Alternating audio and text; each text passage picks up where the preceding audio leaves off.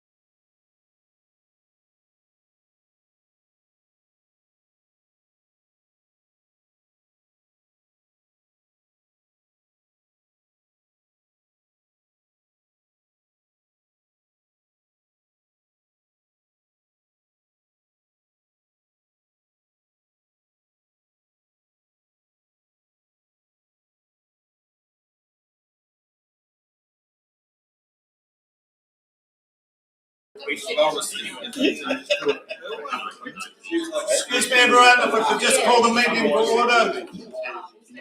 Namahali Makula Kata Mata Eka Whana, could we please stand for the opening? Amudi Ake Whakarungi. Okay, as always, onwards and upwards. Thank you, councillors. Good to see everyone here. Good turnout. To members of the public, really appreciate you coming and assisting us today. Staff want to acknowledge how many books do we read. There's been a fair bit of preparation, so thank you, everyone. Look forward to a good day. There are no apologies. Is there any? There shouldn't be. I'll still roll with it. Is there any late items? No, Your Worship, other than the tabled items relating to submissions. So they're not late items, they're just tabled items and support submissions that are already made. We put those out, and with There was another one as of late last night, which is on your desks, and there was one done, I think, the day before in relation to the bonus submission. So is everyone ahead of the game and we've got them? Everyone got this? It's a graph from the guy Metherell. Everyone okay? Right, we're into it. So over to agenda item number 1, and then first we skinny book, and I'll hand over to Steve. Thanks, Your Worship. So there's just some resolutions needed before we begin the actual hearing process. They relate to the formal nature of receiving information, and also you'll note receiving the late submissions as well as necessary, because one of the late submitters is actually speaking. So you do need to do that today as well. So that's what we're asking. So those relate to resolutions 1 through to 7, Your Worship. I actually had it that I took them individually, but I'm sort of interested if anyone's keen to go for the doctor. It's in your hands which way you want to go with your recommendations. I'm happy to move all of them. Thank you, Councillor Wheeler, seconded by Councillor Payne. Any discussion before we put them all to the vote? All those in favour? Aye. Those against? Thank you. It's that book that's done, isn't it? Yes, Your Worship. Right, team, we go over to, and has everyone got the latest update of the name list? I see Barry Leslie has withdrawn. So if you've still got one with Barry Leslie on your list, you've got an old list. But that said, we will go, and I'll be chopping and changing, so if I forget to call out the box, please remind me, councillors, but we're chopping and changing between book 1 and book 2. You'll see the first of our presenters today is book 2 on page 238. I'd like to welcome representatives of the Fiordland Endurance and Adventure Racing Society. Andy here? Andy's there on screen. Sorry, Andy, I hadn't actually noticed that we had someone on screen. Welcome. The floor is yours. Thank you. Kia ora, everyone. And I appreciate you taking that time to review all the submissions and let me speak for a few minutes. So there was quite a bit of material in the submission. And what we're looking to do is we're bringing an event, a large-scale event, to the region in 2025, end of February, early March 2025. And what we're looking for from the council is some support for that event, particularly to help with the promotion to make sure that we maximize the value of the event for the region in terms of the maximum number of participants that we can have, and also to enable us to improve and deliver the best media that we can. The event will have quite a big following, both locally, regionally, and internationally. Our previous event last year, which took place out of Lumsden in Southland, we had over 1 million followers worldwide for the event and 3 million impressions on our live tracking website. And so we're hoping to be able to kind of up that and produce professional quality media that the council and the district can continue to use for promotional purposes in tourism, and to draw similar people within the demographic of adventure tourism to the region, and for us to really be able to promote the region maximally. One thing that wasn't mentioned in the application that they're speaking to is we do provide, we have within our budget a group or funding for a media team. It's just leveraging that and being able to work with you guys so that we are able to provide, working with the council or the tourism organizations via briefs to make sure that we are able to use that media team to best showcase the region in ways that are going to be useful to you going forward for the next year or two for your for any media that you produce, either through publication or promotional videos trying to attract people to the region. And we are a nonprofit sporting society based out of Fiordland, and so we've grown up on a very grassroots model. And one of our things is also keeping our costs low so we can promote youth and participation. So that's kind of where we're looking to be able to make a big impact And so we need support in order to maximize that impact and for the councils and the regions that we're putting the event through. Thank you for that, Andy. Now, I guess this is the opportunity to take any questions. Yes, certainly. Thank you for that, Andy. I'll just go to councillors for any questions, please. Councillor Finch. Thank you. Welcome. Thank you for your submission. You've got last year, Meridian came on board for 10K as a presenting sponsor. Hopefully they will do so again. When will you know if they do, please? So I believe we've had some preliminary meetings and they were really, really pleased with the first year's event. I meet with them, it was supposed to be on Monday. I meet with them next Monday to hash out the details, but we have already discussed, and so we're pretty confident that that's going to happen again. Okay, thank you. And how confident are you that you will get 50 teams? If we get we're confident we'll get 50 teams. The challenge is when last year we had a lot of interest. This year we have even more interest because of the success of the event. The challenge is because of the logistics. We may end up with 45 teams, mainly because teams lose members towards the end, and they end up not being able to come. However, some of that, sometimes teams come with 3 members, but we're pretty confident we'll get 50 teams. Okay, Yeah. thank Between the you. international, we aim to get 15 to 20 international teams. Right, thank you very much. Councillor Herbert. Thank you, Worship. Thank you for your submission. Is there any chance we can get a map of where the race will be in our district and what have you any time shortly, just to see where it's actually stopping and starting and going through? Yes, absolutely. And I believe I might not have included on the submission, but we do have a map. And what I just sent. Do you want me to try to share my screen now? Oh, if you could flick it through to us so we can have it, would be handy before we make decisions, I think. Just if you flicked it through. Just flick through the normal channels where your submission came through, or to Becky or whatever, I suppose. Yeah, that's fine. We have a full map that you can zoom in and out on, and you can see exactly where it goes. And about 60 to 65% of the course is include the district, with the other part being in Southland District and Gore districts. Appreciate that. Thank you. Councillor Kennedy. Thank you for your submission. Just a question, if you weren't successful with your 10,000, does that stop the event going ahead?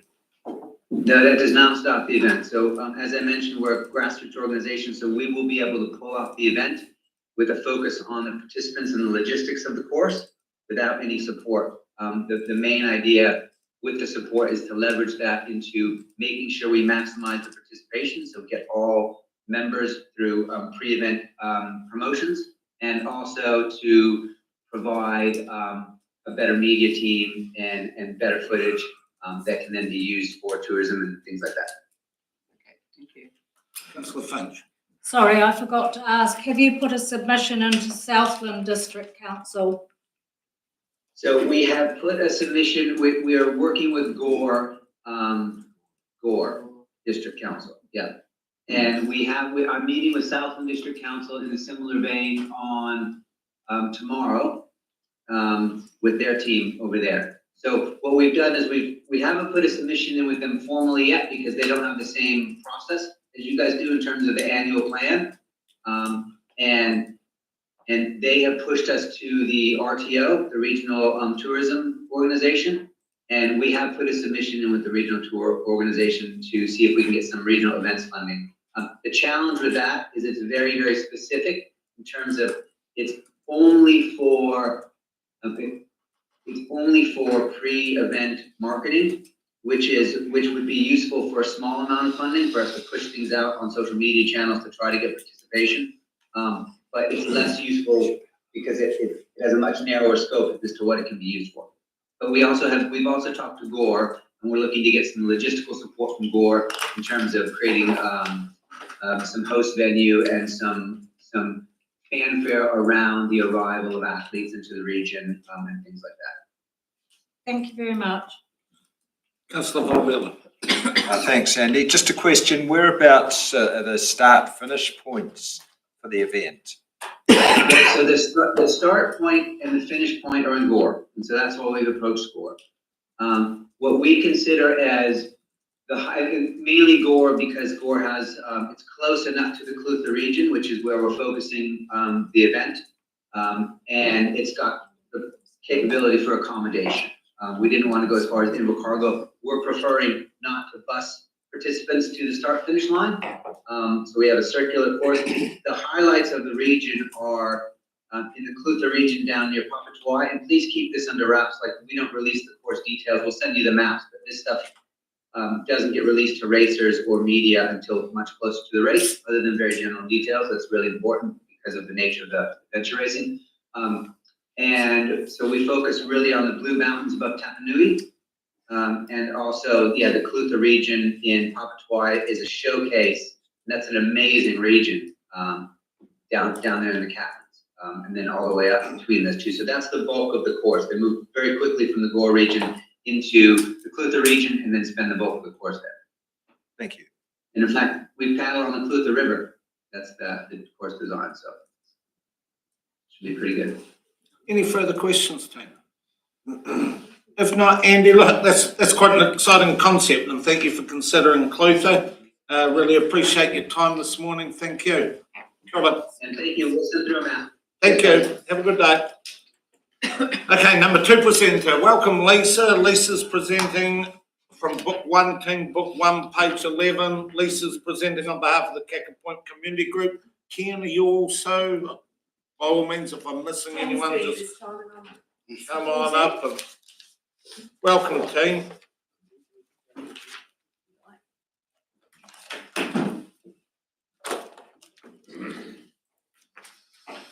Floor's yours. Good morning, everyone. My name's Ken Stevens, and with me I have Lisa Bidgenato and Tony Somerville also in the background. And we're all part of the Kaka Point Toilet and Changing Room Working Group as part of the Kaka Point Community Group. The building of the new Kaka Point Toilet and Changing Rooms is making steady progress, with a lot of work being carried out behind the scenes before work can actually commence in terms of the demolition of the current toilet changing room building and the instalment of the new buildings.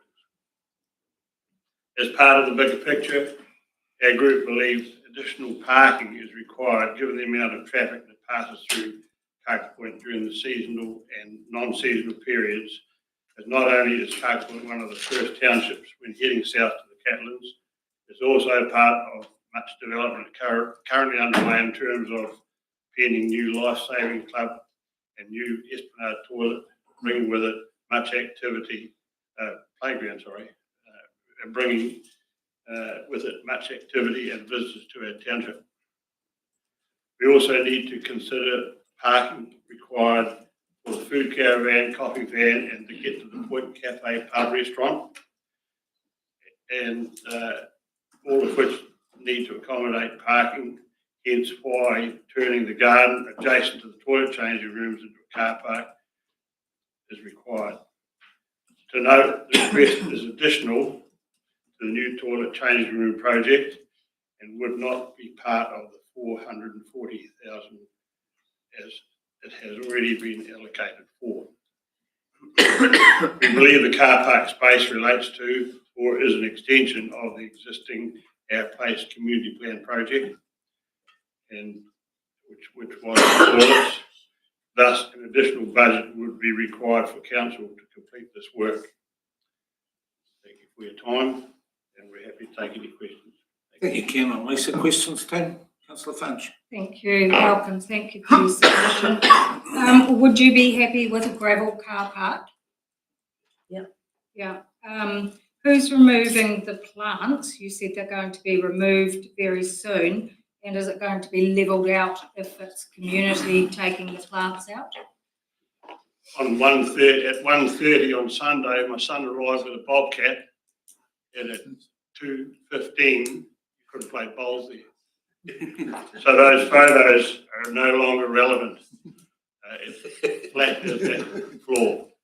Right. Okay. It does still have the soil, and it also has the border around it, because until such time we have been advised we are going to turn it into a car park, we're leaving it as is.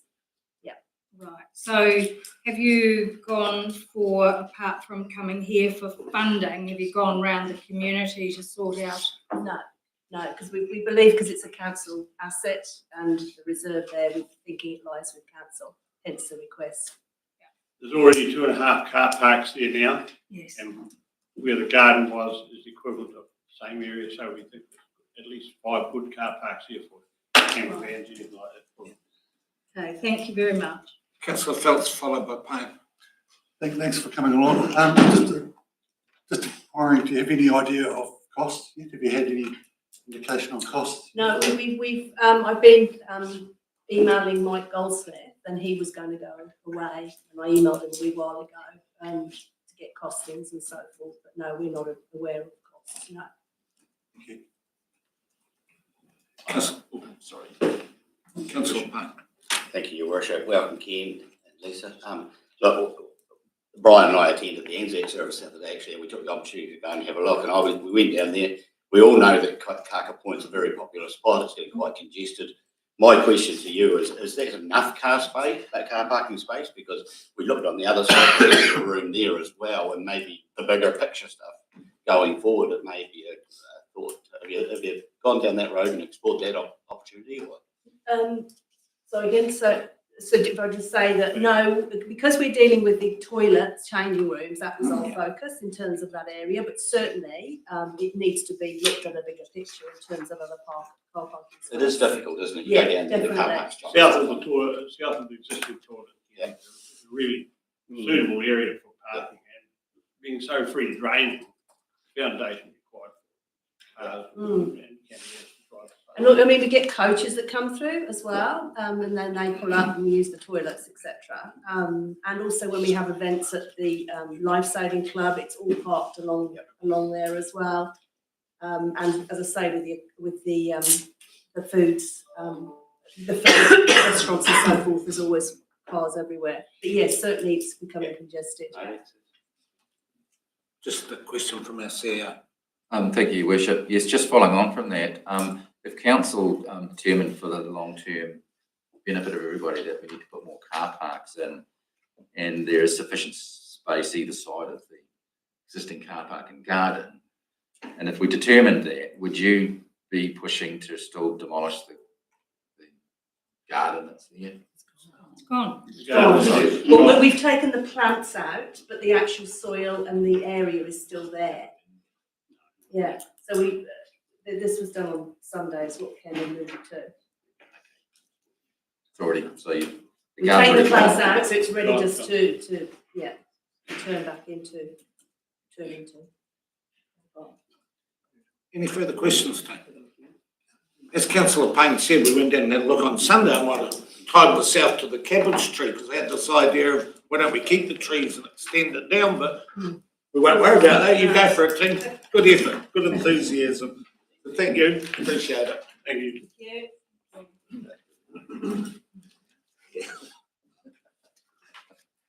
Right. Next presenter is Jason from Torremouth Amenities Society, and that's book 2, page 4. Welcome, Jason. Here you are. Okay, good morning everyone. My name is Jason Farmer and I represent the Torremouth Community Society. My submission is in regards to the Silvermore Park Reserve. This is one of the worst eyesores in Torremouth. It's currently covered in gorse and broom and it's a real mess. The area is approximately 30 metres wide by 240 metres long. Our submission is to clear the area, enlarge the car park and form a track from the car park to link up with the existing track which leads onto the beach. We envisage returning the area back to its original state by planting dune grasses and native trees. We see the areas being in place that will support wildlife, i.e. oyster catchers, cranes, hide stills, etc. We also want to provide an exceptional area for visitors and locals alike to park and walk through the park to the beach. To ensure this, we have consulted with Wayne Butson from Design and Garden, who will provide landscaping and planting designs with both sympathetic to the area, as well as making this a usable space that showcases what can be achieved when the community and council work together. Historically in Tauranga, I don't think this has happened. There are fixed costs of approximately 35,000, with the overall project costing 45,000, including labour. We appreciate the money from Airface's funding, and we will need up to $20,000 of this.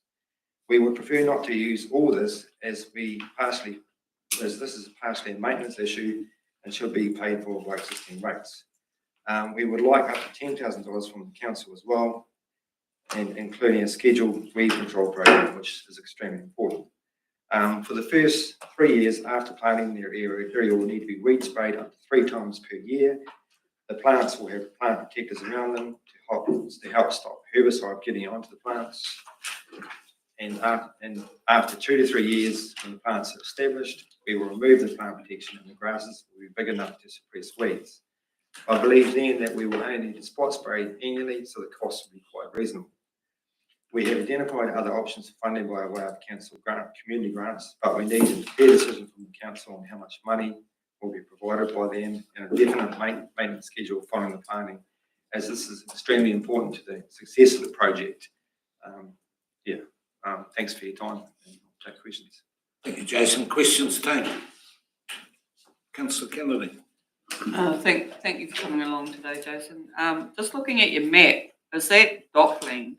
No, it's not. No, we've GPSed it by one of those local builders who clearly states it's not dockland, and Jocelyn's also got documentation to prove that that's not dockland. I think that's where the confusion's been, and that's probably why it's in such a state, because no one actually knew.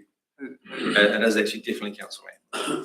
Proven that by documentation and GPS that as well. So yes. Thank you. Further question, Councillor McCrosty. Morning, Jason. Would the Tauranga Community Society people be doing any of this work themselves? Yeah, we're doing the planning. Yes, we are. Yeah. Thank you. Yes. And I've also done quite a bit of work in the background as well. So, yes. Any Councillor Finch? Thank you. Welcome. Thank you, Jason. Quite a few years ago, this was looked at being tidied up, and there was quite a bit of work done from the community, and there was machinery and stuff. Has anybody going to go there from, around the area, the locals, and help do anything apart from the plantings? I've got a discount on the digger driver, quite a significant discount. Yeah, you are right. That area was actually BMX track part of it years ago, so they did clear it. They made a BMX track, and then obviously it's just become overgrown in time, and that's part of the cost. Will be actually removing the tyres as well, so from the area. Right. But so, it is quite a large area, and like even the planting and putting the plant protections around and things like that will actually take quite a bit of time and involve quite a lot of community. And because it's such a large project, I don't want to sort of overdo that a little bit. I'm a little bit nervous about how much. I need at least 15, 20 people for a couple of days, and I just Yeah. So you've already got a digger driver. Yes, we've got that quota. I got 2 quotes. Yeah. And Trevor King, he's a digger driver, and he's exceptional, and he's actually got unusually for a digger driver, he's got a very good eye, and he'll make the path flow, the car park look good. He's actually very, very good.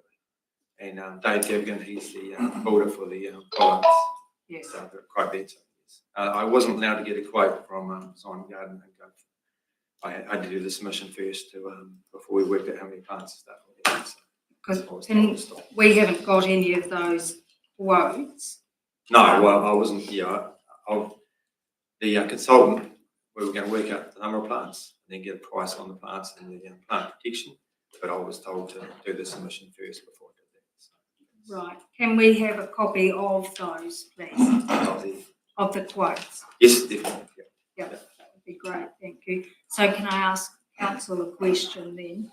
Would we be putting that to Tauranga Community Society using their quotes and their people they've got, or would it have to go through Council, Steve?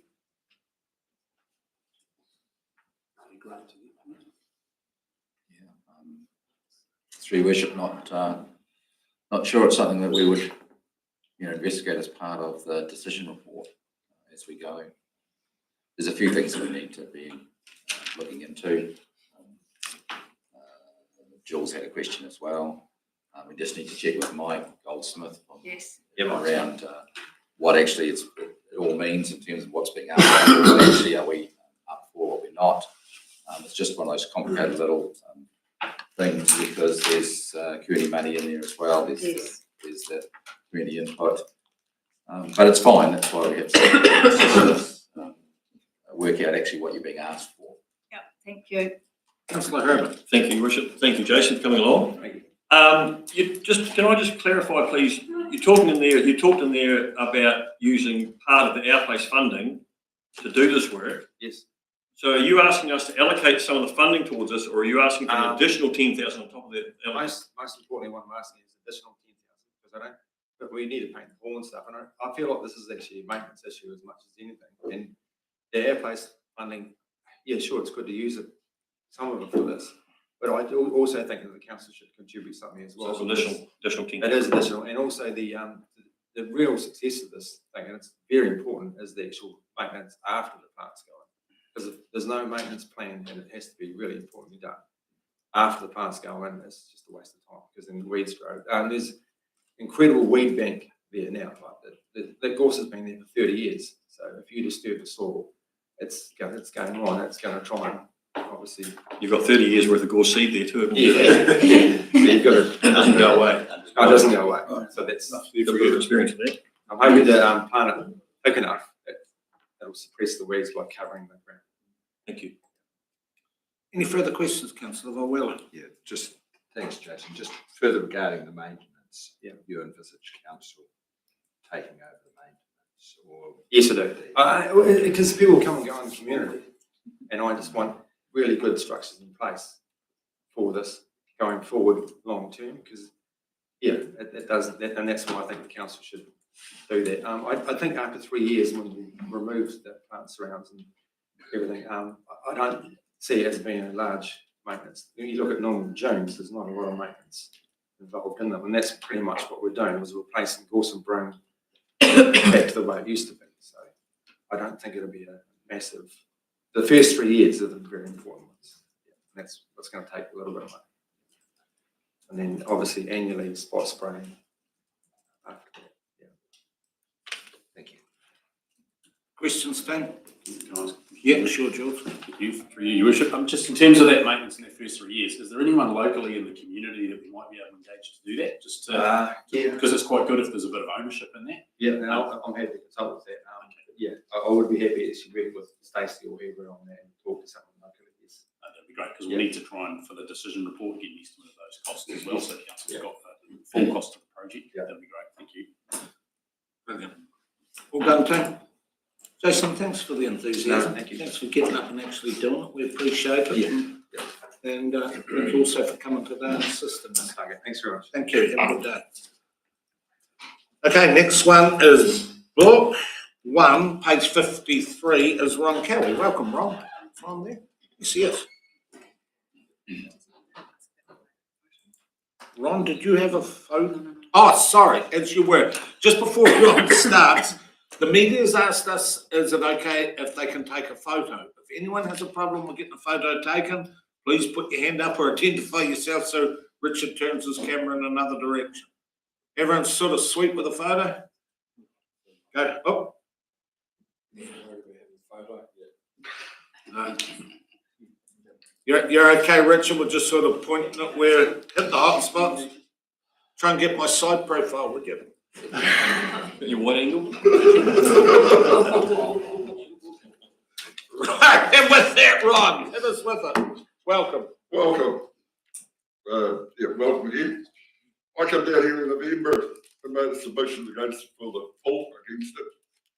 And one of it was the rate rises that we were going to have for the Milton area. Now in November it was 17%. Your forecast now at 26, we'll take you to get on the 27. That's 5 months ago. I also understand that your UAGC budget was just blown out by $2.5 million. Last year you set the rates at 6%. It probably should have been 10%. But you also borrowed $7.5 million to make budget, or balance those accounts. Now you've had another 2.5 million to it. Will it blow out the UAGC without what else is going on? On top of that, you've got the 3 waters, you've bought it in-house. Now I have no problem with the fact that you bought it in-house and sitting here we're doing a crap job. But the initial budget I thought was around about 7.5 million. My understanding is it's getting closer to 14 million for the year. It's not an endless pool of money. And one of the things I learned in November was that if you want to get involved, you've got to get involved at the long-term plan so it goes in, because then you set the rates. And when you set the rates, then the ratepayers have got to pay. And if they can't pay, that then goes on to their mortgages or whatever. And so what option have they got left? If you've got somebody on that 30 to 45,000 bracket, and the Milton rates at the moment are looking to go $700 or $800 up, that money's not coming off their interest, it's coming out of their food bills. And somewhere along the lines, it's got to stop. Now, if it was a public company and your employees had overspent by 2.5 million, they'd be accountable to the board. Now, the board would have to do something about it. But this board doesn't seem to be doing anything about it. So it is. And it just keeps rising and rising and rising. The water side of it, I understand we're talking about amalgamating with more councils. As far as I can see, we've already set it up to manage it ourselves. I think the big picture that they're all looking at is what we can increase our debt ceiling to. Now, with your rates and whatnot, we're sitting at what, 130 million in the debt at the moment. We're 45 in the green 5 or 6 years ago. So it is. The $280 million cap is not a target to reach. It's there. It is there, but it's not a target to try and reach. So it is.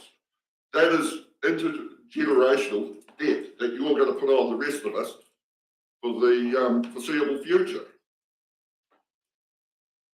On the water side of it, you need to tell Te Ora that we do not need a gold-plated water quality thing. A bronze one would be fine. I don't think anybody's ever died or been sick from the North Bruce water scheme. And yet we've had to spend X amount of dollars to get it up to drinking water standard. And while we're on the subject of water, 3 waters, the idea that it has got to be discharged back to land in the future to satisfy iwi is going to bankrupt us. That also needs to be stamped out. So it is. My last understanding of the population through Bob iwi was 17% of our population. We are one nation. We are one people. So it is. So that also needs to be stamped out. Now, in December, you guys ratified and decided to go ahead with the Milton Hub for 19.5 million. That was it. Have we actually got a signed contract? And are we moving forward? At the time, we raised up several things for it, and that were possible problems and contributing to rates blowout. Now, I understand there's at least 20 odd exclusions at the moment. Now, the other day, I hear you passed a motion to move Toko training. Who paid for that? And I understand that was 500,000 or 600,000. So that's another 500,000 or 600,000 that's just gone on that pool rebuild. Demolitions of the old pool. What about this pool's going to be heated? The transformers? Has that been put in it?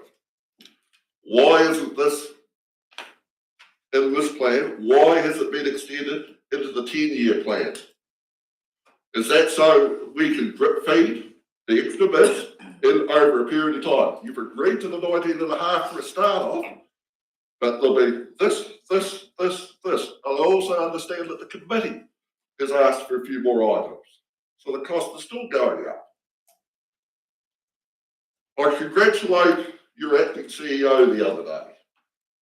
We had a slump in the main road, and I would think that some of the council staff would have said, we need to get that fixed straight away. We'll use the preferred contractor.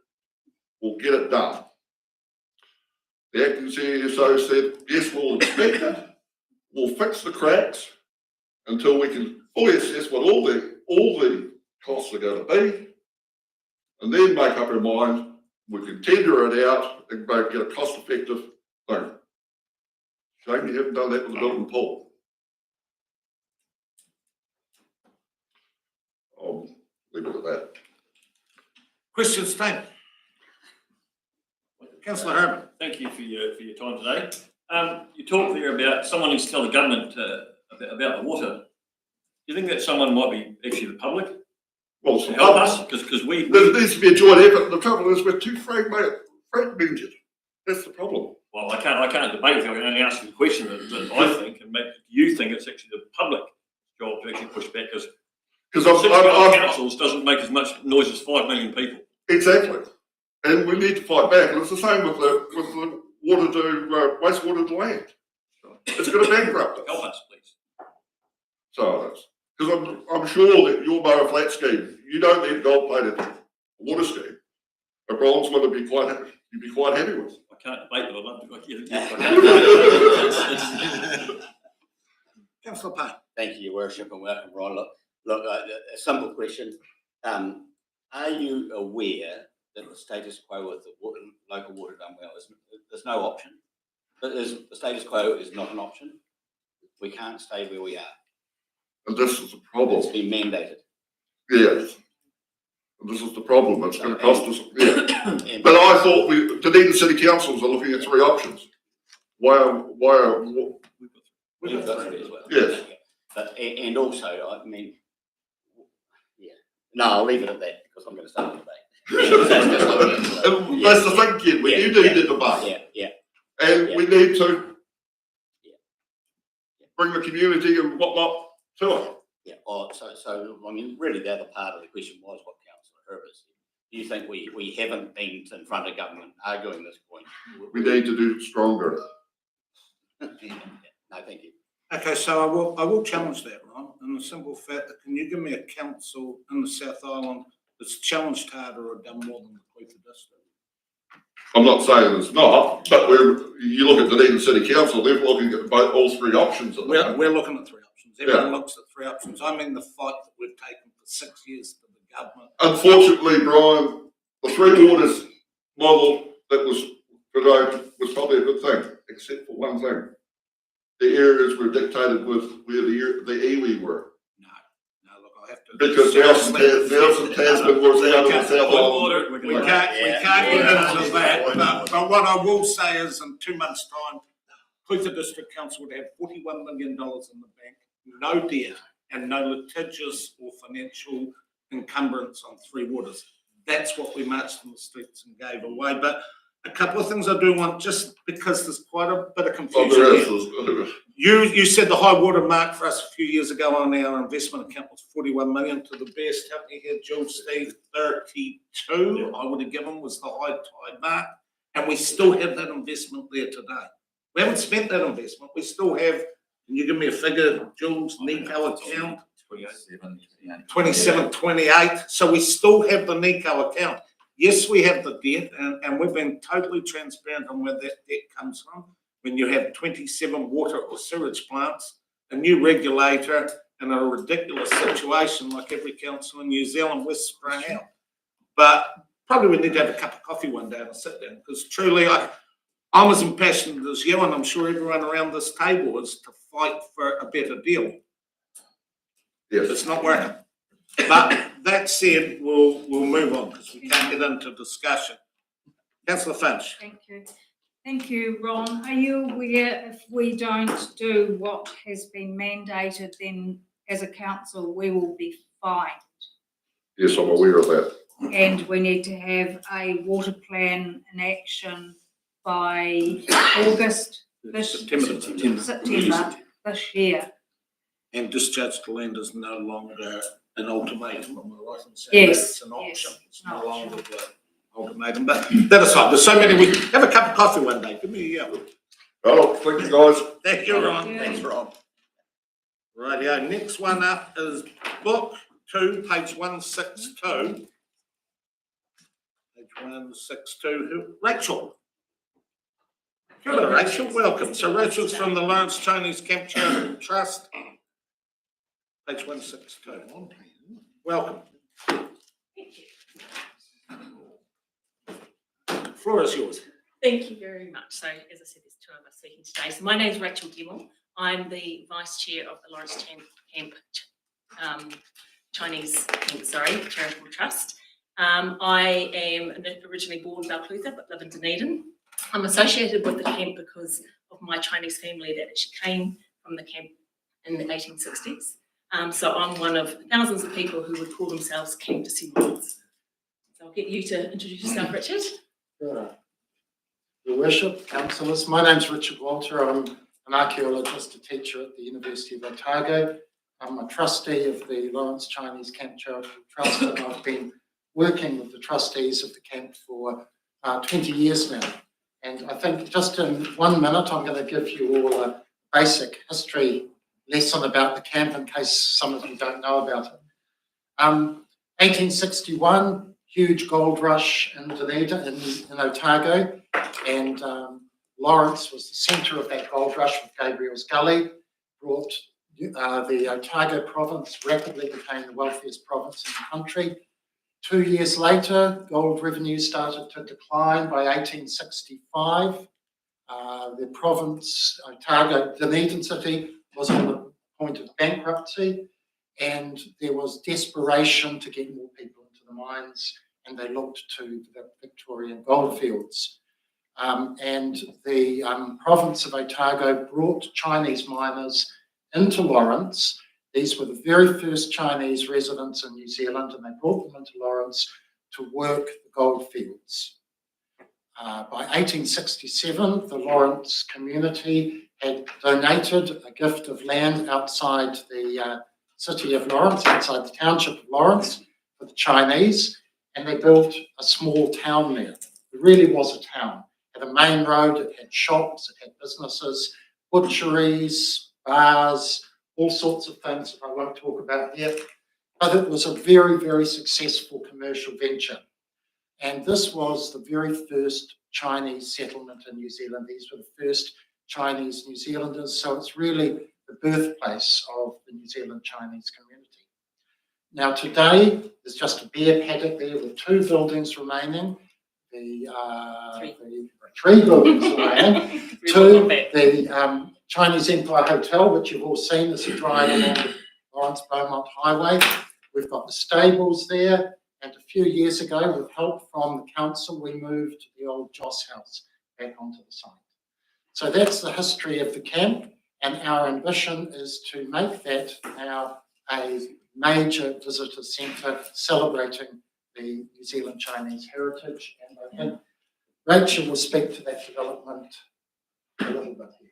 So the trust has been formed since 2004, but actually since 2020 is when we've really focused on the site development project. So as we said, it's to develop a cultural heritage centre. The buildings will house music, that will be in museums and house artefacts and actually deliver a story. So we've been working through all the main projects to be able to start some construction. We're working on the groundwork at the moment, and as of next month, we will have funded and completed about $430,000 worth of work on the site. So it doesn't look like it from the outside, and that's because a lot of that work is that groundwork and engineering reports and everything that needs to be done in preparation. We gained resource consent to do the site work in the end of 2003, and at the beginning of this year, we've gained the building consent to do the construction work. So with doing our stage 1 work, which as I said was all the archaeology, completing the archaeology and putting in the waste and water and electrical trenches and lines that will connect us up to the Lawrence mains. The next step is to move into the restoration and stabilisation of the buildings. So 2 of the buildings we're focusing on first. And as I said, these are going to be very key to our full development, because this is where we'll be able to house artefacts and deliver the Chinese history story. I think what we really want to emphasise, I mean, all of the project is in our submission, but what we really need to emphasise to you today is really what the significance is of the site and what its benefits are to the region, because it's actually got a massive potential. Do you want to just speak on? One of the things that's exciting to us about developing this as a destination is that we're building on a really sound knowledge base. We know from looking at Arrowtown how successful the Chinese history and heritage is in attracting visitors, but at Lawrence, we're sitting on far more than they've ever got at Cromwell. This is an entire township which we are able to understand through the archaeology and provide reconstruction of in various ways, digitally and otherwise. It's also of international significance. There's an increasing interest internationally in the history of the Chinese diaspora. We've had interest from Beijing, from the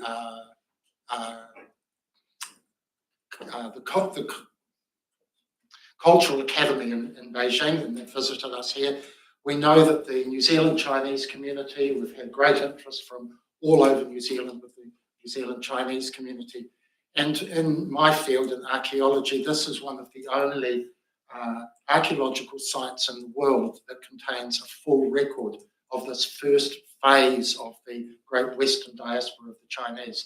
Chinese only started moving out in the 1840s, but by 1867 here in New Zealand we have one of the very first, and from an archaeological point of view, actually intact settlements relating to that period, that really important period of Chinese and Western history, the gold rushes and the Chinese diaspora. So we think that this is something that's going to attract a lot of interest internationally and nationally. It's quite different than what you see in some of the goldfield sites in Australia or here in New Zealand, which are really just miners' cottages and that sort of thing. What we have here is an entire Chinese village. And we're really going to leverage off that and make a wonderful centre. And we are already pulling in people and funding nationally. So we know that, as I said, the benefits of this, if we can keep this momentum up, the potential for economic and visitor benefits to the region is huge.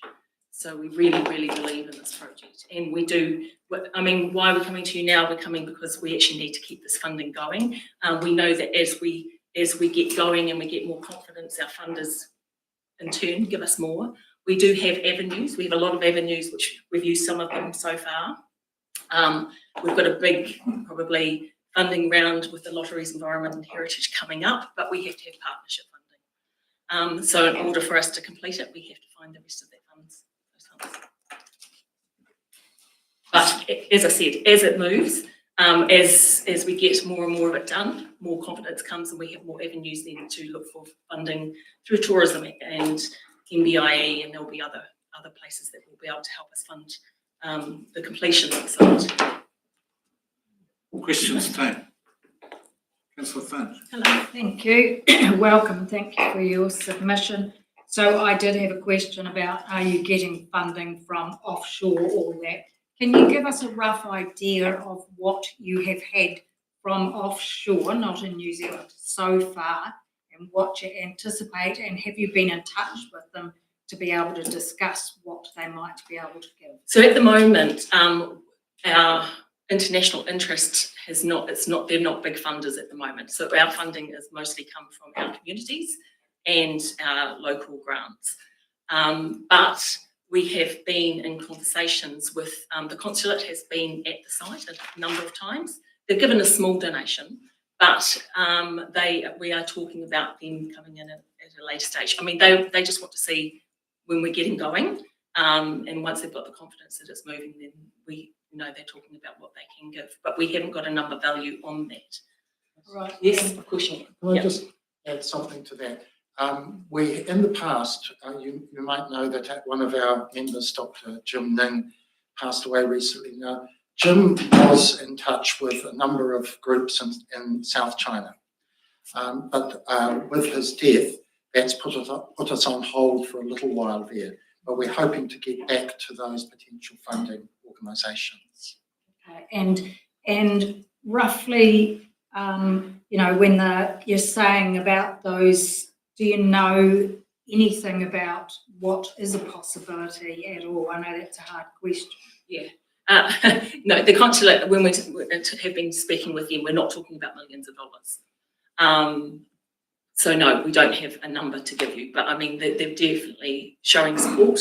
And as I said, they've given small donations and they've sent delegates to our events and have had meetings with. So the interest is there, but no, I can't say. I think once we've got something, actually the building's done, I think that will be when they kick in their interest, because then they can see the potential and then they can see what we're going to be, the stories that we're going to be giving in the history. No, that's fine. So you're saying you've got a whole village there. Are you planning on building it back up to a whole lot more buildings? Yeah. No, we back in 2004 they actually looked at doing that, but the heritage sites you're not allowed to just make. You can't turn them back into imitation sites, in little towns. Yeah. So no, there will be the existing buildings will be used. There will be the road that goes back in, because it was actually shows how it was formed and how things lay. And so the site itself will be developed into gardens and a lot of information and technologies will be used to create that. But no, there won't be little imitation buildings. Thank you. Yeah, there'll be 3D. We've already been working on VR and other types of technologies. Lovely, thank you. Councillor McAdamany. Thank you, Your Worship. In your submission, you say you're seeking funds from us of 200,000, and yet you've also got funds 395,000. So that's the funding we are going for. That's what we haven't got. That's having spoken to those two other big funders, what we can expect and what they think is achievable. So based on those funding rounds, their applications are coming up in the next couple of months. yeah. So what level of cash do you actually presently have? So at the moment, for this part of it, we're just finishing off. We're just working our way through as I said, the $430,000 of work. So at the moment, for this next stage, we are just starting working on that. So as soon as because those funding rounds haven't come up yet. Further Does questions? that make sense? Sorry. Spending 430,000. We've spent. We have already done $430,000 worth of work, and then the next, which is about $600,000, that's coming up for the next stage. That's what we're working through.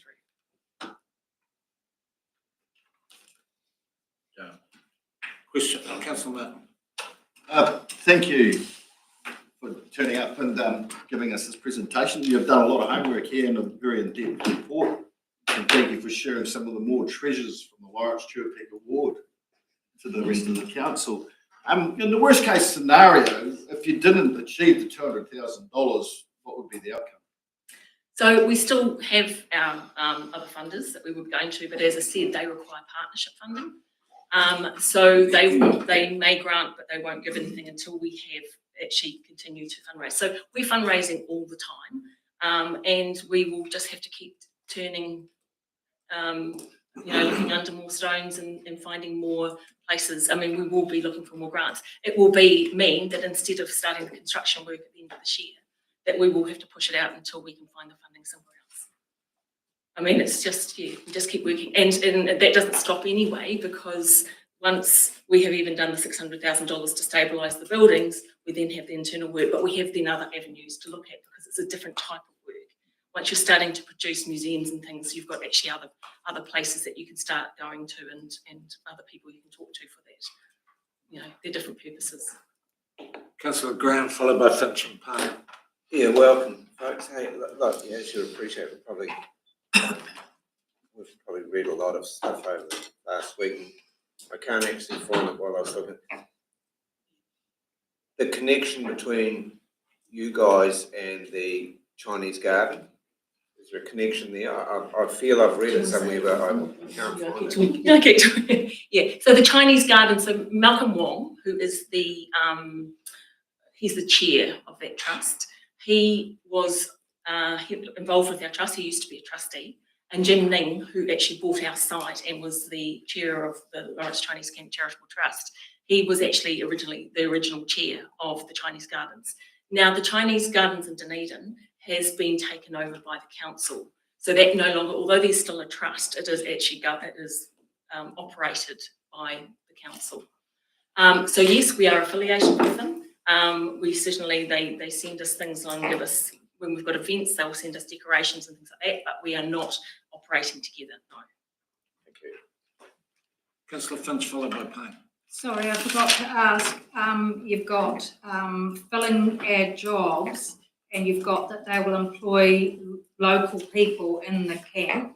Can you give me an approximate of how many people would be employed?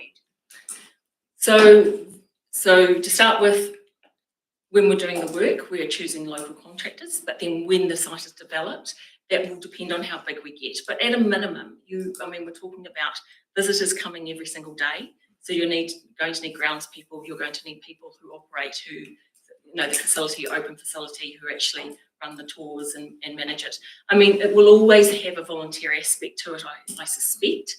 And there'll always be, the trust sitting in behind it, but there will be, it will employ people. And then you've got the region that actually will have to employ people for tours and everything else. I mean, we're talking about Chinese tourism, we're talking about educational groups. We already get archaeologists and historical groups coming to the site. So all of that will just be amplified. But you will still have some that will be volunteers? Absolutely, yes. Okay. Yeah, thanks, Your Worship. Look, I'm just interested in the structure of the membership and in terms of local people involved and the like. So I just want to get a bit of a grasp of that. On our trust, we have four, so we've got 4 trustees from Lawrence, 2 of them on the Tuapeka Lawrence Chinese Community Board. Our community, our local community, so the Tuapeka Lawrence community, have been heavily involved over the last 20 years in doing events and being part of our fundraising, and I think have been very, very much involved in the project.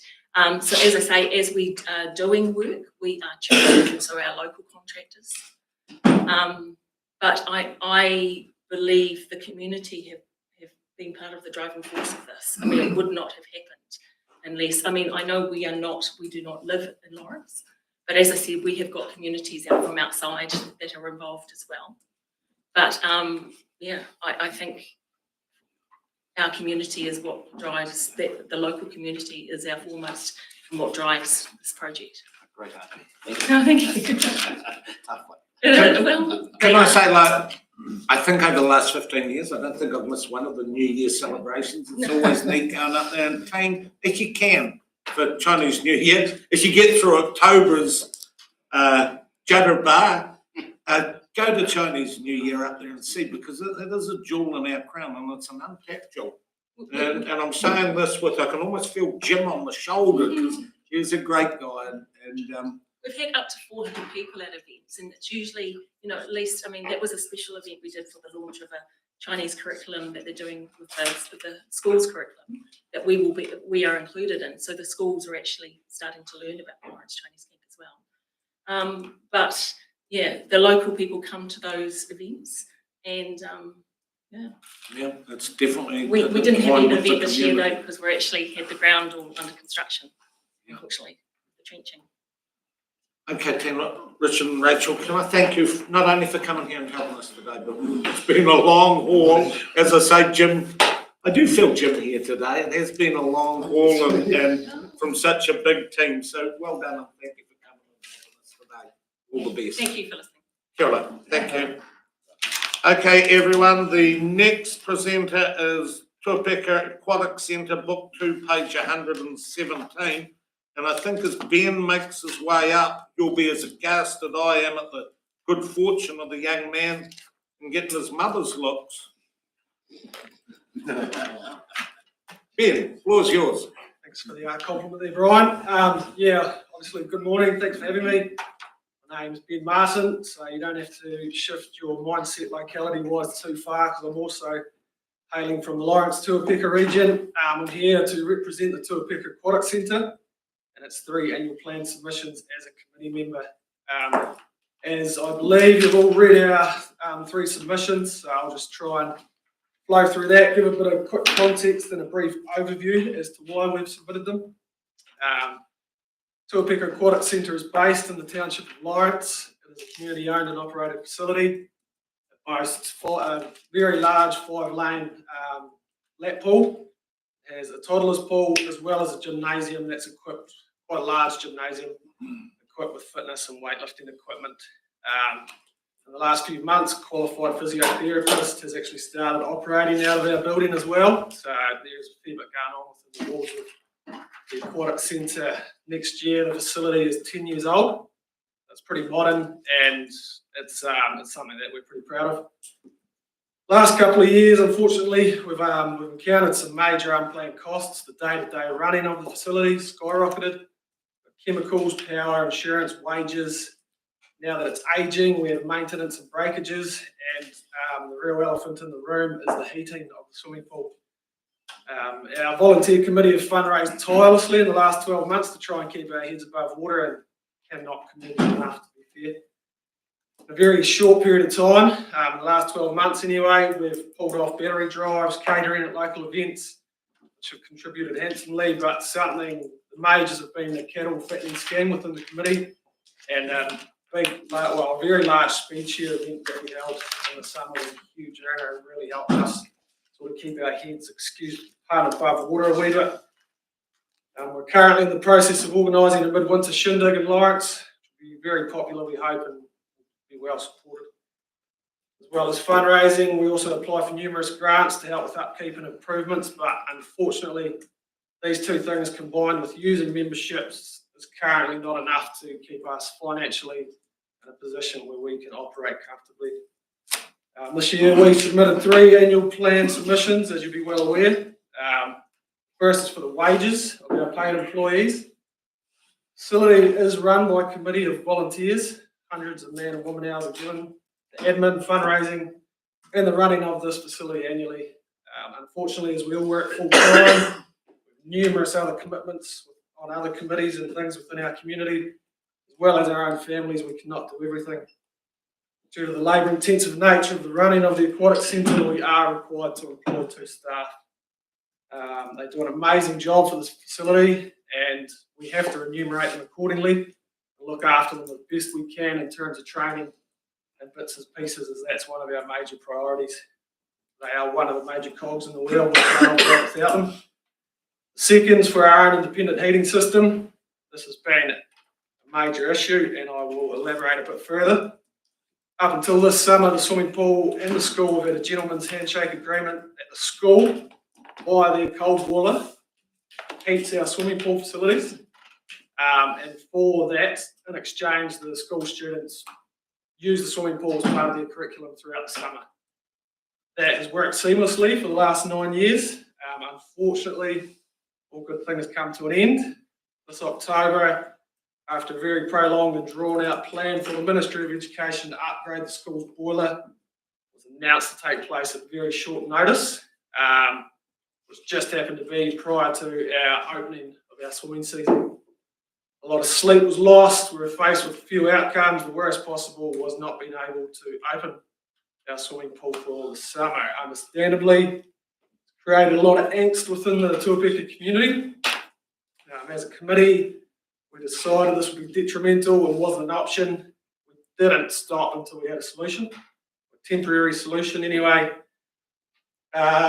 A lot of reconnaissance was done in a very short amount of time, and we did come up with a temporary solution. Extremely kind community members chipped in and helped us get it across the line. The Lawrence Community Board was also a major driving factor, and we can't thank them enough for that. We plonked a diesel boiler inside the swimming pool as long with a 1,800 litre diesel tank, plumbed it into our pump room, and we managed to scrape through this season by the skin of our teeth. Our swim season's just come to an end. We haven't done the final tally up, we believe. Bearing in mind, we didn't budget for this because we didn't really know it was happening. $40,000 to $45,000 is what it's probably cost to keep the swimming pool open for the summer. School boiler has now been converted from coal to pellets. We're in talks with the new president principal at the Lawrence Area School. He's happy to keep the relationship going, but we don't know if the boiler can actually run the school, let alone the swimming pool as well. So a permanent independent heating solution is what we're aiming for. Rough costings are in our submission. One more come through last night from Coombs. For electrical heat pump supply, installation and commissioning, that has blossomed to 276,000, excluding just. We're sort of in limbo. We're doing all we can to prepare for next summer as we can't afford to run a temporary boiler again. So that's where we're at there. Our third submission sort of complements the second. Sorry, bear with me. It's a heating system that maintains a steady sort of indoor temperature within the swimming pool. It's to decrease heat loss from the water, which in turn saves a lot of power and also creates a much more pleasant environment inside the building. It's no secret that our southwest Otago climate through spring, summer and autumn is extremely variable. So if we can maintain a steady indoor temp or protect infrastructure from moisture, save on power, costings and keep users comfortable and healthy. It's a very brief overview from us at Tuapeka's Aquatic Centre of our annual plan submissions. I'd like to emphasise how important the facility is to the community in terms of physical and mental health, the people who utilise it. We as a committee have had and will continue to have some very tough challenges to overcome, but we will continue to tackle them head on as we have done so far. Any support would be greatly appreciated. Thanks for your time. If there's anything you've read or heard, don't understand, I will try and answer the question as best I can. Thank you. Well done, Ben. Simon. Yeah, thanks, Your Worship. Ben, just running on the heating options, have you had a look at what's at Clifford Valley School? Is that the tubes? Yeah, and if so, have you got the space where you could do something like that? Yeah, so we have to get an engineers because it's on the roof. Is that correct? No, it's behind the. Yeah, so we do. The school has a bank there. We've looked at solar and tubes for that. A lot of homework was done about 6 months ago, and just in terms of costings, we didn't know it was a lot more than what we've looked at now, and a lot less efficient. Yeah. I'm not supposed to debate, but well worth talking to that whole committee. They've had to turn that off quite a bit this summer because the water's got too hot. Yeah, how big is the pool in comparison to where I suppose it's a bigger question. Pardon? Yeah. It's a bigger pool. Cliff Valley is bigger than Lawrence. Is it? It's an 8-lane, 25-metre pool plus 2 other little pools. Yeah. And my second question is, there's 3 different applications here, and all of them you're indicating that you'd like all the funding come from the council. Should you not be splitting that up to maybe looking to use other grant providers as well as applying to the council? Yeah, like a lot of the grant submissions are just finished. We will be trying that as well. Yeah. Maybe wrapping the whole thing into one package. Yeah. Councillor Grant. Yeah, thank you, Ben. Just a couple of things. What's the cost for a casual swim there? It wasn't much. It was $1 or $2. I think we've put it up to $5 now. Right, and a membership. So for a single membership for a year, is it a season? Yeah. My wife does most of this, sorry. As they do. Yeah. I think for a family, stab in the dark, $180. Right. which can have up So to it's- six, can it's have up to pretty six cheap people swimming. on it. Yeah. Thank you. Councillor Herbert, followed by Ludeman. Thank you, Worship. Ben, thanks for your submission today. You made mention there that you're not quite sure of the capacity of the school boiler yet and whether you can hook it. Yeah. When will you know that? Well, they turned it on Saturday just been at the school, so they're still fleshing that out, what it can actually do in terms of heating the school. Once they are aware of that, we will then endeavour to see what it can do for the swimming pool. So okay. If worst case scenario and you can't hook into it, will your reciprocal agreement that you've had for the last 9 years will then change? I.e. the kids will pay for swimming at the Yeah, the school will have to come to the party in some shape or form. Yeah. Right, thank you. Ben, if I took best case scenario and it did happen, does that eliminate your problems? You're back to 18,000 or 19,000 for staff. It heats the swimming pool. It doesn't take away from the fact that we are not the ruler of our destiny in terms of heating. It is ministry owned. And things that did happen in October can still happen. I don't want to be devil's advocate, but I just want to see where you are because this is going to roll on. You imagine if we're operating under austerity measures, and then we give you money, and the public come back and say, "Oh, the school had already given it to them," and then you just went and blew that $500,000 for no good reason. Yeah. So would you take it, or is it just not an option? I can't see the trying to get a steer on the dynamics. Well, the likelihood of us receiving $276,000 for a heating system, I imagine, is very slim. So we will be operating off the schools if they can give us heating. But if we can get our own, we will pursue it. Yeah. Okay, questions go to the Councillor Catherwood, followed by Will. So it was 45,000 in diesel? No, so the boiler, that was, the community board got the boiler from Dunedin to us. It was all set up. So set up fees, diesel, that was all 40 to 45K. We haven't done the final wash up.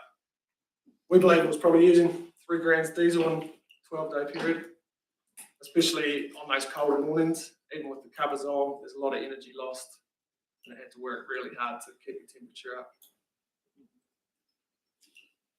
Okay, yeah. So 3 heat pumps. We've got one large capacity heat pump. Yeah, I've walked around and whacked it. We're about 3,000 to 12,000. That's just initial heat, was it? The interesting, just throughout the season with solar on top, so it'd be interesting for you to come back with exactly how many actually. Yeah, we'll know that in the next 7 days. Yeah. Good to know. I'm going to pull rank and go, Alex ahead of you, Bruce. Sorry, Councillor Loden. Thanks, Ben, and you have got quite a challenge ahead of you. Adding up round figures, you could say you're looking at almost $500,000. Would you consider, and I don't even know if this is a possibility, loan funding this like was done when the facility was built? So I guess adding that on because it's just a question, and I don't even know if it's doable. But it's a huge amount of money. I can see the benefits of what you're wanting to do totally, and I'm just throwing another option in there. Yeah, obviously I can't is say difficult. yes or no, as I'm only one person, but we are completely open to any suggestions and pursuing anything that will make this facility continue to operate, to be honest. That's obviously a staff question, and I don't know, but thanks. Councillor Wheeler. Thank you, Rich. Thanks, Ben. There's the uncertainty with the school heating system at the moment. Yeah, that's where the major issue is. Would it be possible to run the school system, if it was up to a certain amount of capacity, but perhaps not full capacity to heat the corners fully, but would it be possible to, say, just use one heat pump just to supplement? So they work in unison, essentially? Yes, Yeah, that's a possibility. Yeah. So we could do this in stages. It doesn't have to be a massive outlay, whole hog. We could do it over time if the school, because even if it does, we don't know what the use of pellets. It's gone from a coal boiler to now it is a pellet one. So we don't know how these user-friendly green pellets, how many of them they're going to bring. And the school keeps that running. In the past, it's kept running So over the the summer. coal boiler has been really intensive. People need to be there twice a day. This runs itself off a iPad, this new boiler. Okay, team. Firstly, Ben, well presented. You're making me feel old. Hey, Dad. Councillor Martin.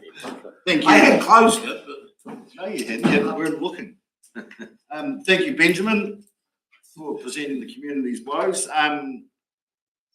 Just a couple of questions. Out of your savings from your cattle scheme, have you got any left after this season's events with the diesel and so forth? Yeah, we will. The cattle scheme has been very lucrative. Obviously, anyone that knows anything about cattle market at the moment, we brought cattle 18 months, 24 months ago on the low market, and we've just sold them this season and gained a lot of capital out of that. So there will be some still left over. Will you have that opportunity to reinvest again in the scheme? We're moving forward for the next 12 months. We will, facing some real, we've just been audited to maintain our charitable trust banner. What I want to do now, I think it was quarterly or 6 monthly, we have to go out and visually assess that these cattle are there, make the farmer sign an agreement or a contract. There's a lot of red tape and paperwork going up now in terms of that. And the farmers are one farmer's told me where to go. It's just becoming a bit of an issue, really. Obviously, we've sold cattle on a really good market. That's sweet. Now we have to rebuy on a high market as well. We've got an area that's been slowly gobbled up by pine trees, so we can't just keep leaning on these same farmers to take cattle all the time, because we've got other groups in the community that have probably already got cattle for 4 different local groups anyway. Like, it's just becoming tougher. So another question then is, so that would have eaten into your maintenance money, right? Maintenance program, right? Yeah, well, your budgets. essentially, yeah. It wasn't budgeted on, so that money was never allocated for a diesel boiler. And my last question, so if the school pellet boiler is not up to it, what's the community's options then? If the boiler's not up to it, providing heat to the pool, what in the worst case scenario, what will happen to the pool? Will it open or will it have to stay shut? The committee's going to have to work very hard, which we are already, but I'm sure there's a bit more in the tank, but we'll keep it open, just not sure how we'll do it yet. good answer, Ben. Well done. Appreciate it. Thanks for coming and helping us. Okay, team, I was on time right up until then, but now, because do look, the first 2 presenters of the next session are on Zoom, so we may have a rolling smoker. Next one, welcome, Rog. Roger Putton's here to speak on book 2, page 243. You're a frequent flyer, you know the rules, Roger. Thank you, Your Worship. Good morning, councillors.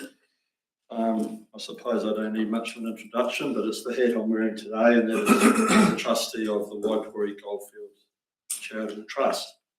So this group was formed after the 150th celebrations in 2016, and it was an idea actually I floated around the people present to become an advocate for the Waipori area. So the Waipori area, in my view, is most important but forgotten area of the Clutha district to a point. So once we formed this group, we started looking at projects that we could do and enhance to be an important part of our district. So the one we're speaking on today is the Canton Stamper Battery and Water Wheel. So this project, like some you've heard this morning, it's been a 20-year journey. And the first conservation plan was done by Peter Petchy in 1995. It's been revised twice since then. So this is a very important heritage site in the Waipori district, in fact the Clutha district. It does have it did have Chinese miners operating it in about 1877, so it's got the side of the community involvement as well. So we're here today after a lot of work asking for your support of $50,000 towards what we believe will be an $80,000 project. So just to give you a wee background on how this has been rolling, it's not just as simple as writing submission, coming along here and speaking. We've had to pull together 5 or 6 different groups, being Heritage New Zealand, the Otago Regional Council, the Otago Goldfields Heritage Trust, Palmer Farms are involved, and we haven't spoken Manawa Energy yet, but we will be. So there's quite a lot of hoops to jump through. So right now, we are in the process of obtaining resource consent, something which we have to pay for, but something which we may get funding back from the regional council to do that, but there's no guarantees. So once again, as I said, it's going to be, this Canton battery rather is about a 5-minute walk, if that, off the Waipori-Waitahuna Road, so it's going to be very, very accessible. Over the past 20 years, the amount this thing has deteriorated is unbelievable, actually, and to the point where I suspect personally that there's been people flogging bits of it. Unfortunately, if this was done 20 years ago, the cost might have been a fraction of this, and there'd be something really cool there now. So a couple of the headaches we've got is the area is now regarded as a wetland, where when it was put there, it wasn't, because the water race has burst, and it's been like that for 50 years, and it opens up a whole lot of can of worms to try and salvage the thing. So, for example, when we put diggers in, we're going to have to put down mats so they don't disturb the ground, because it's in a Category 1 Heritage New Zealand site, and Heritage New Zealand have actually given us permission to do this, but it's quite a arduous journey to achieve what we want to achieve. So I guess it's an opportunity for the Clutha District to be involved in this important project. It's not a massive project, it's not a lot of money involved in it, but it's something that a group of volunteers are endeavouring to do. And unlike earlier speakers, I and one other are the only local trustees. There's people from Dunedin, there's people from Wellington, there's people from Christchurch involved in this.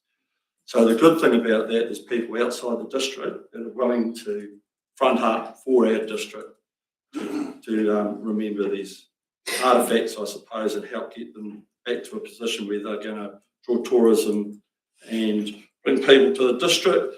Just on that note, when we had the 150th celebrations, there was 150 people turn up to have a look at a site which is basically underwater. So there's still a real international. There's people from Ireland, Northern Ireland, there's people from Australia, there's people from the US that still have that connection to Waipori and to this district. So lots of enthusiasm, been a lot of hard work to get to this point, and really I'm here today asking for your help and support. So I'm quite happy to answer questions. Well done, Roger. Questions, team? Councillor Herman. Thank you, Roger. I've got to get it off my chest, Roger. Yes. 153-page submission. Do you think that's fair? 153? Yeah. And what we read was 153 pages. I doubt it. I've got one here that's got 11 on it. Might anyone have read the 153 pages? No. And everything, yeah. Well done, Councillor Hurd. Oh, no, to be fair, it was ridiculous, to be fair. 153 pages. I've got the submission in my hand and it's 11. There was supporting documentation. I believe. 153 pages. No. That's all right. It was Anyway, my question is, so this is No, that's Mitchell not Smith fair. Road, That's isn't it? not fair. So I agree. That's not fair. But I didn't realise there was something. Mitchell, so this is on Mitchell Smith Road, isn't it? Yes, it is. It's not on the state highway like the Chinese camp. Do we honestly think a lot of people are going to go there? Yeah, well, they do now. They do now. Yes. There's been camper van tours. They all go there. Once again, as I said, Councillor Herbert, it's a forgotten part of our district, and there's a lot of interest in it. Thank you. Councillor Finch, followed by South. Thank you. Thank you for your submission. Contributions will be sought from other community funders. When? Soon. So the first thing we need to do is get resource consent. So it's chicken and egg stuff, Yeah. if that makes sense. So we haven't really done any massive fundraising. There's been donations from individuals that get it off the ground, and we won't go into who they are. But so the ball's moving. So we've got to this point now where we need to apply for resource consent. We need funding to do that. As I said earlier, we're bringing together. So the guy that's got to come and do a lot of that assessment comes from the West Coast. He went, Department of Conservation are recommending him. It's not us going and saying, oh, well, we'll get Councillor Finch to do this work. We can't do that. Yeah, no, I'd love to. Yeah, if you understand my meaning, we've been told this is who you need to use. This is what it's going to cost you, roughly. Yeah. And so have you been talking to those before now? You know, a lot of the groups go out and have discussions with them. And if so, they often give you a rough figure of what they think they will be able to supply money-wise. From the only group that's indicated they will support us financially is the Otago Regional Council with our resource consent process, but there's no guarantees that we will be refunded of that. And it's around about $3,000 or $4,000 to do that, which I won't comment on, but that's how it is. So you haven't been to Charitable Trust and had a discussion? I've had a discussion with them, but no indication of funding for this year. My understanding from those discussions is that there's nothing available probably until the new year. So, as you know, I wear a few hats, so I do know what's happening in that round. So, yeah, and so also the Otago Community Trust, nothing till next year from them either? Certainly the other one I'm actually referring to. Right, okay. Thank you. Roger, I went out there, I think with your father about 20 years ago. She's dilapidated then, and you say it's gone a long way back. Is it now or never? Are we at that point? I would suggest so. But there's been plenty of people wanting to do things, but the red tapes have just gone, oh, it's just too much. So finally, we've got past most of that. So, which has been a challenge, as you can see in the 11-page submission. I'll show you that. Yeah, I apologise, but I haven't read the 150 pages. I know that. So, but as we said, sorry, I've lost my train of thought here, but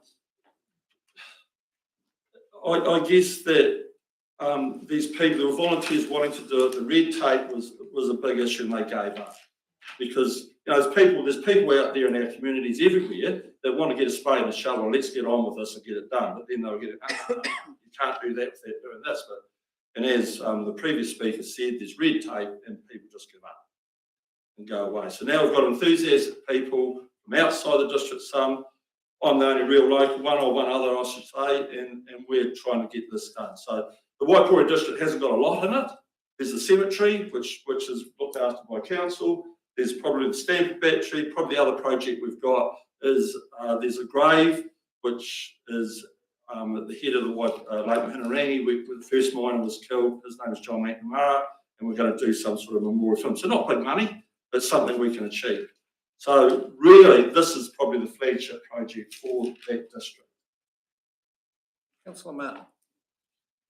Thank you, Roger, for once again bringing another gem from the Lawrence Churpecker Ward to the table of council, fellow councillors. And I must apologise for Councillor Herbert's outburst. Don't apologise. No need to apologise. 153 pages. I knew you never wrote it, so. But Roger, if you don't get the money, what's the worst case scenario? Won't happen. Probably, yeah. So, and I'm not just saying that's from here. It's if we can't raise funds, it's just going to. As I said, it's on really soft ground. It's now declared a wetland, so that brings a whole. It's just slowly sinking away. The water wheel's just been dragged into the swamp, I suppose you could call it. And the foundations under the Stamford battery itself is just starting to tip over. So it's getting to the point we've got to jack it up. We've got to do something, otherwise it'd be lost. Yeah, I'm afraid. Are you sure? Yes, I'm sure. Positive. So if you don't get funds this year, then you will still go ahead and apply to the other funders for funding next year? Definitely. Like, as you know, there's no guarantees with anything when it comes to funding. Yeah. So it's nice, there's only so much money in it. We all can't do everything, but this is just something, this is dear to my heart, because that's where we're from. Thank you. Right, thank you for that, Roger. You're welcome. Appreciate it, Tom. See you later this afternoon. You can hang around for smoko. Okay, Tom, thank you for your patience. Tom's last of this round, book 1, page 34. Welcome, Tom. Thanks for the opportunity to say a few words. Hi, everybody. I've just got 3 big things. Basically, I appreciate you've got amazing, sitting here for listening to these other people. You got an incredibly hard job. So I couldn't even, understand how hard a job would be to try and just look after everybody that wants money, from the toilets to kick a point to the swimming pools and that. But something does bother me a wee bit, or worry. Is our grandchildren are going to be faced with a lot of debt if we don't somewhere, somehow, sometime get things under control as far as the spending. Whether it's too many employees, I don't know. I'm not trying to tell you how to run your business, but surely there's got to be a time when you go, well, this just cannot carry on racking up debt. And that's the main thing I've got to, because we've got a few grandchildren floating around this district and in the town here, as you know, and sons. But anyway, another wee thing I was going to say, that's embarrassing. Yeah, it was the first thing was the debt thing.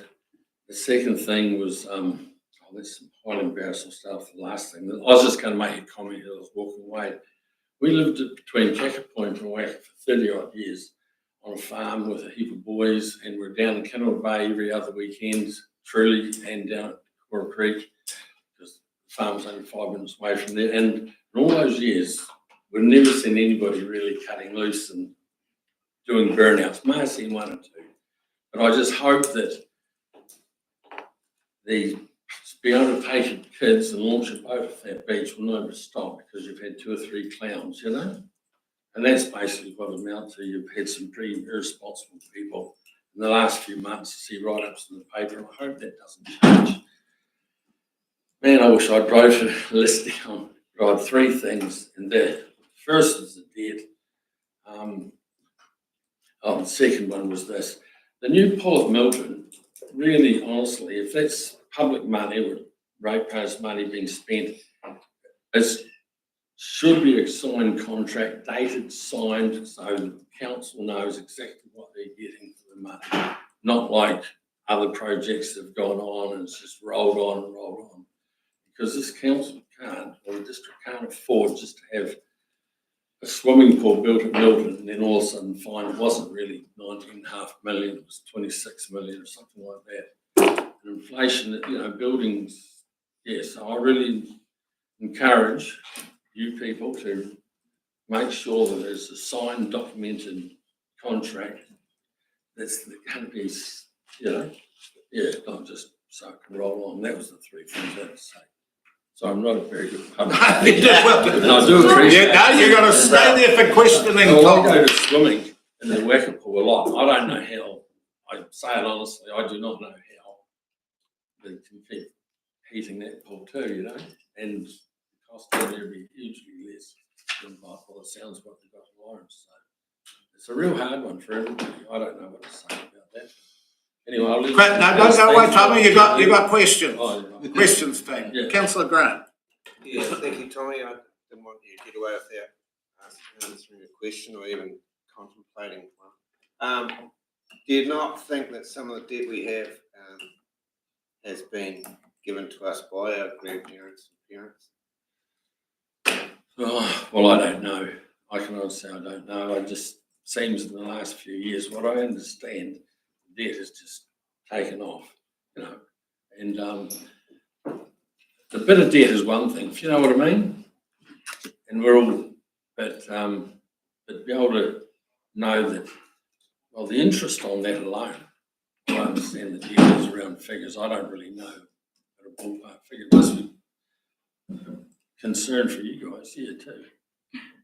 Tommy, can I say, because this is something that, it staggers me that people come here and it's like we haven't considered it. I came here 27 years ago to bring rates down and keep debt and all that carry on. We were 2 months away. In July this year, we were going to have $41 million in the bank, no debt, and no litigious liability. And people marched in the street to stop that. And since then, not one council in New Zealand has found an answer to it. We don't want the stinking debt. And I wish that the government would come out and tell us how to stop this ridiculous ride over the cliff. We know that we're disgusted in the debt that's being taken on by all councils of New Zealand. But I put it to you as a question. If we don't do the work on the sewage and the water plants, we go to court. Then we do it. So what is our option? This is the dilemma that we've had, and we get bagged on a daily basis. What the hell do we do? I scream at Wellington. What do? We either take the debt on that we have, or we take a court case on and then take the debt on that we have. So I put it back to you because this is the dilemma that each of us have had to face, and take the sizzling on the way through. What do we do? I'm not going to put you in court. Then the second one is, and your one was on the vehicles on beaches, and I'm a fisherman, as you know, too. But there's one staggering fact that I ask you, are you aware of? From down past Invercargill up to Kaka Point, there are 13 female breeding sea lions. 3 of them have been killed this year by human intervention. The last one was stabbed. It's not incredible, it's disgusting. I know that. 13 breeders, and this is the dilemma once again we have. If we sit on our hands for another year or so, we won't have to worry about it. But that could happen without, like the average golf person wants to. No, so 2 were vehicles, and the third is stabbed.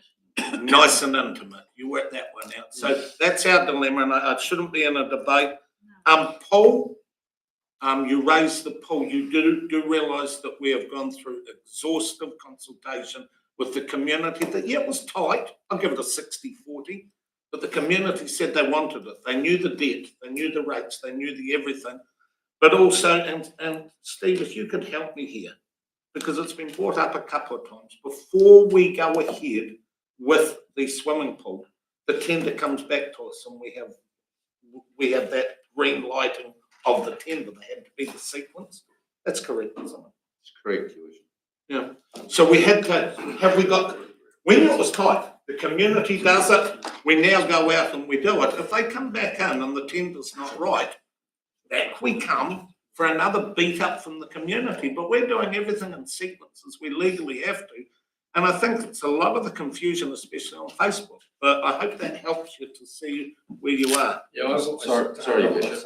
pretty hard job. I just got reminded actually, just to be clear. Yeah. If the contract comes back, that is within the budget that you approved, then I would sign the contract and it wouldn't come back to council. So that's a good thing, but it would be based on a contract in that sense. We would only ever come back to council if there was a problem associated with the budget you provided.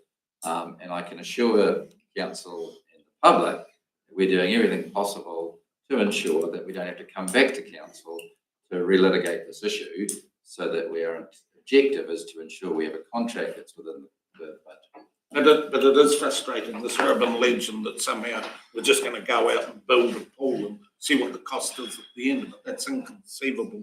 But questions, any further questions, team? If not, Tom, I do appreciate your heart's in the right place, man, and I appreciate you coming and helping us with today.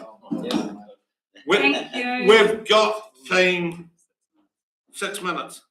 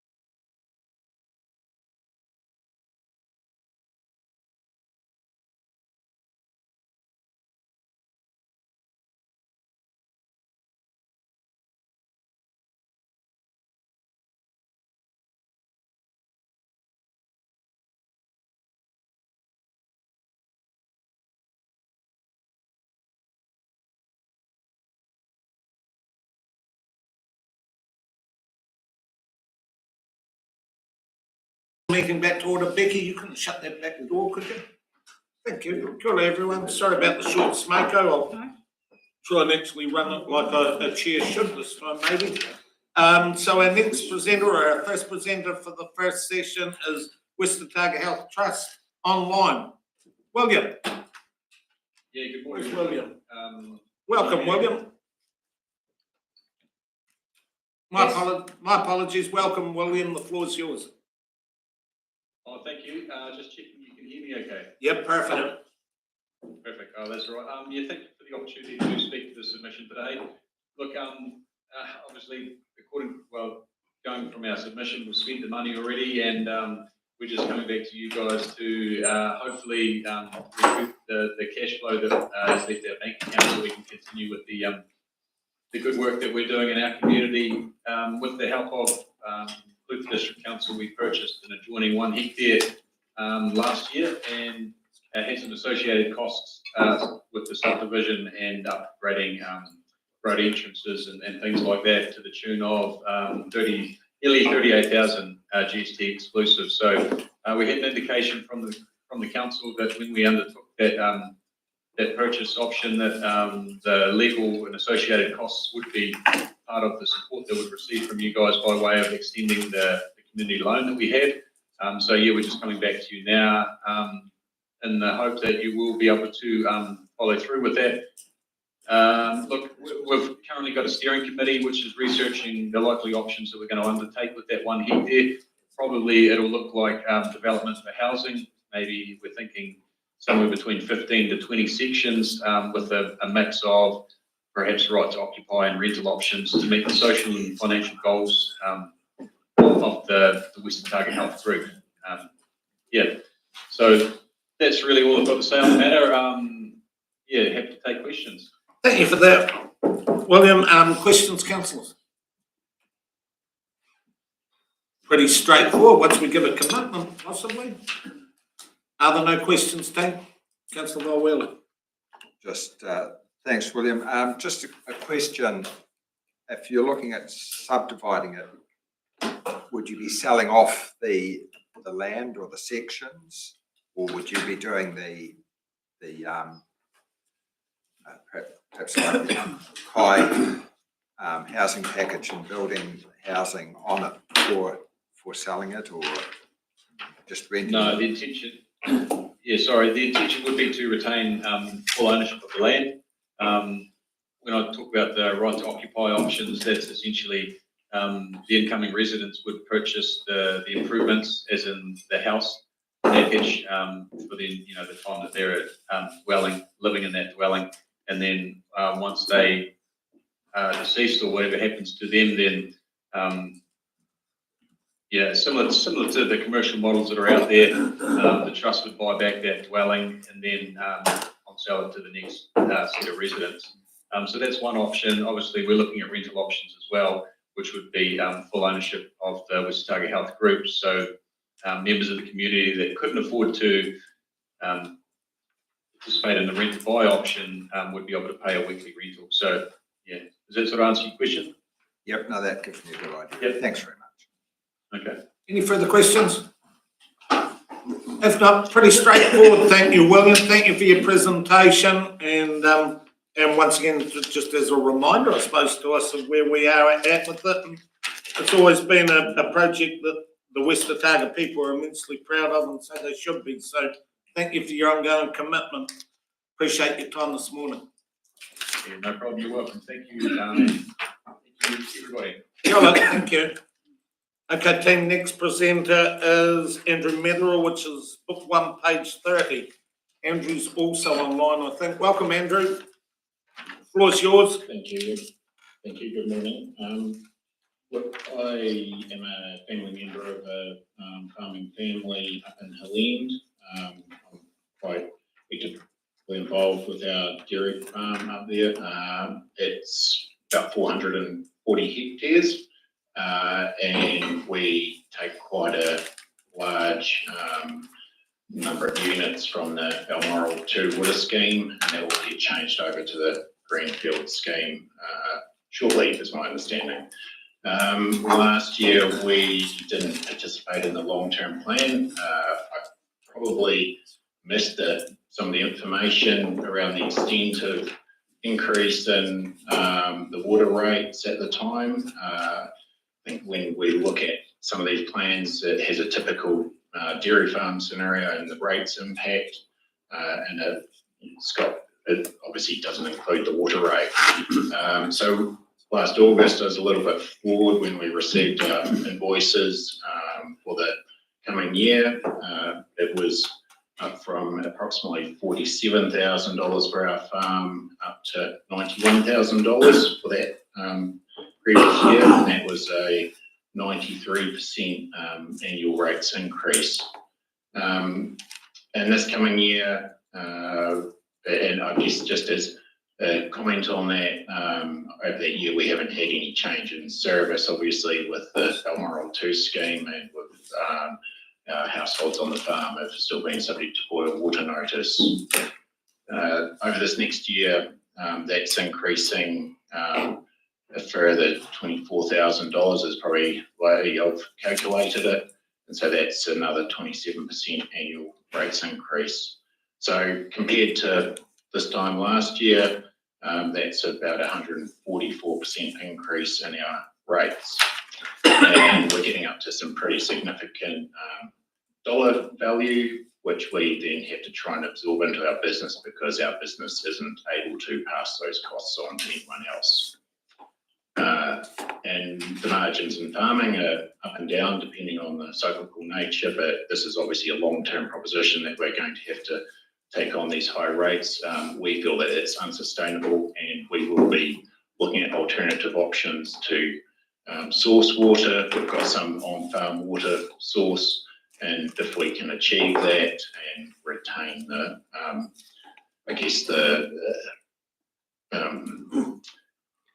ability to cover all conditions, then we'd obviously look to relinquish some units. Our concern then would be that would pass on to other ratepayers. So my understanding is other farmers in the area are also looking at how they can reduce units, and it just feels unsustainable to us as a farming business and also to the district, and we'd be looking to see what council can work with other, go through this, the water program that's coming up in your consultation, if there's any way to improve that. But yes, I'd just like to point out that it's a significant financial hit to our business. It becomes a very large expense for us, which we have no control over. We're obviously reliant on the water,